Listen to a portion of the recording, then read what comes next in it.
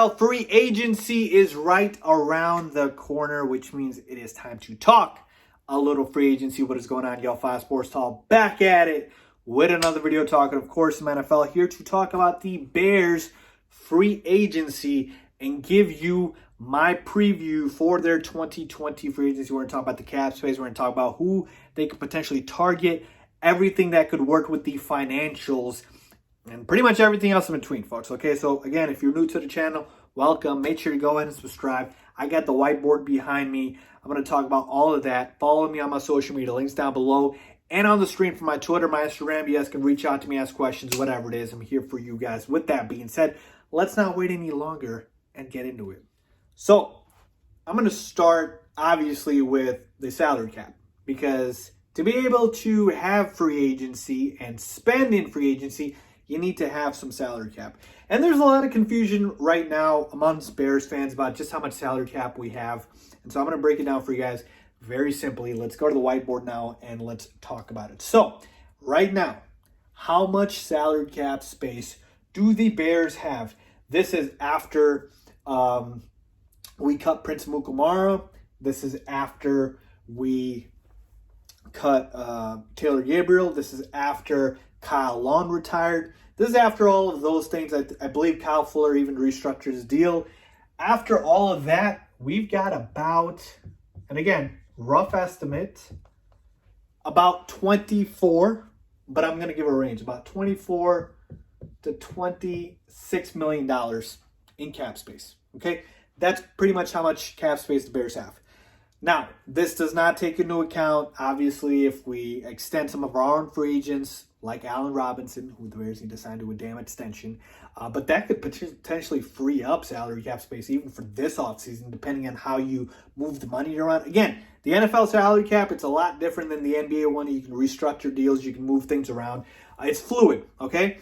But you guys wanted me to tell you how much salary cap space do we have. That's about how much we have, okay? Now, can we get more? I'm glad you asked. Yes, we can, okay? Because we've got, obviously, players that you can cut and whatnot. But for the most part, if we're talking about, like, insignificant pieces, probably get, like, $2-3 more million. Adam Shaheen and Ben Braunecker, they're both getting about, we cut them, we'll save about 1.8, 1.5 million. Combine that, get to around 3 million. And so you could potentially get, to a number close to 30. Let's say you cut Adam Shaheen and Ben Braunecker. You can get to about 30 million. But here's a big number.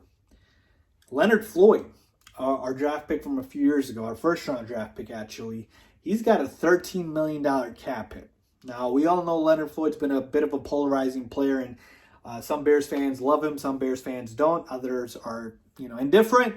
He's got a $13 million cap hit. If the Bears decide to move on, or they see a free agent that they really want to go after, that could potentially give them a lot of money. So we're talking here, you add the $13 million, we're talking $43 million potentially in cap space. Okay, so again, we just went from about 24 to about 43. So the Bears will have cap space this offseason, at least this much, potentially up to this much. Now, what does that mean now for free agency and the players we could target? Well, basically, I've got 3 positions, really 2 mainly, but 3 of need. You've got tight end. We all know we need a backup quarterback, and we need O-line, okay? Those are the top 3 positions for sure. And then you could kind of go below that, and obviously we can add another cornerback. We cut Prince Amukamara. We might have to replace him. You can potentially add another, linebacker, maybe a safety, potentially even a running back, complement to David Montgomery, who knows. But these positions aren't as necessary as the top 3. We need to address this in free agency. We need to address this. And let's start with tight end. You guys know the guy that I've been wanting since free agency.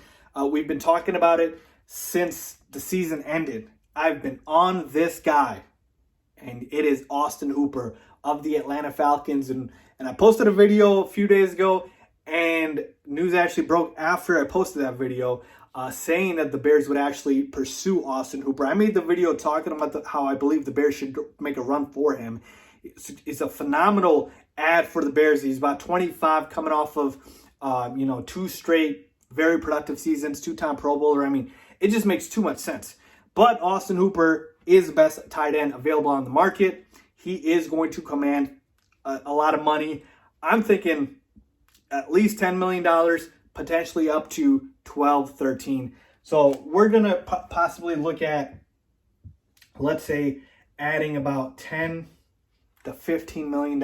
Again, I know that number isn't nice, but you got to overpay in free agency. That's what happens in free agency, okay?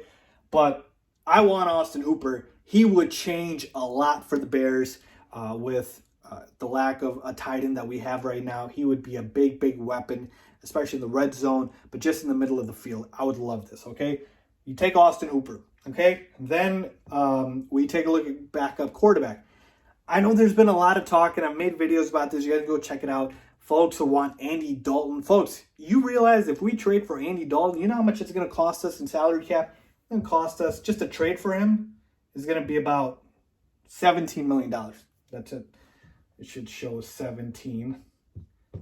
That's how much it's going to cost us. $17 million right out of that cap space? Are you kidding me? So we're going to be left literally with less than $10 million to play with. You take away, that much from the salary cap. So to me, financially, it makes no sense because Andy Dalton would, if we trade for him, we basically aren't able to do more. We're not going to be able to pay Austin Hooper. We're not going to be able to sign an offensive lineman. Not going to be able to do any of that. So to me, Andy Dalton doesn't make sense. Same thing with Derek Carr. Same thing with a lot of these other guys. Let's go for somebody cheap. Again, I've been on him for a while. Case Keenum, experience. He's just bad enough to not actually be the starter, but good enough to compete with Mitch Trubisky. It's literally perfect, and he'll be cheap.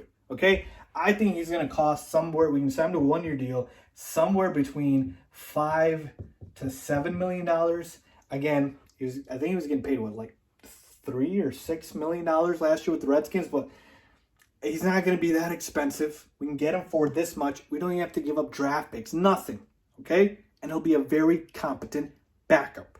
Folks, like it or not, Mitchell Trubisky is your starting quarterback in 2020, barring Tom Brady coming to the Bears. And we all know that's not going to happen. Okay? So live with it at least for one more season. Mitchell Trubisky is your starting quarterback. Okay? So let's go cheap on quarterback and not spend much more because we've got other positions of need. So $5 to $7 million is what I'm looking at for Case Keenum. Maybe it's a little bit more, but shouldn't be much more than that. And then O-line. We got guys out there. Jack Conklin, he's one of the best offensive linemen for the Tennessee Titans. You got Brian Bulaga, the veteran offensive lineman. Like, there are guys out there. O-line is going to be fairly expensive. I mean, I'm looking at anywhere from, per year. We need a right tackle. Okay, Kyle Long retired. We need a right tackle. A right guard. That is a position of need. Again, we know we can sign O-line. They can play other positions, but for sure, we need that right guard to replace Kyle Long because Charles Leno, Bobby Massey, Cody Whitehair, they're not going anywhere.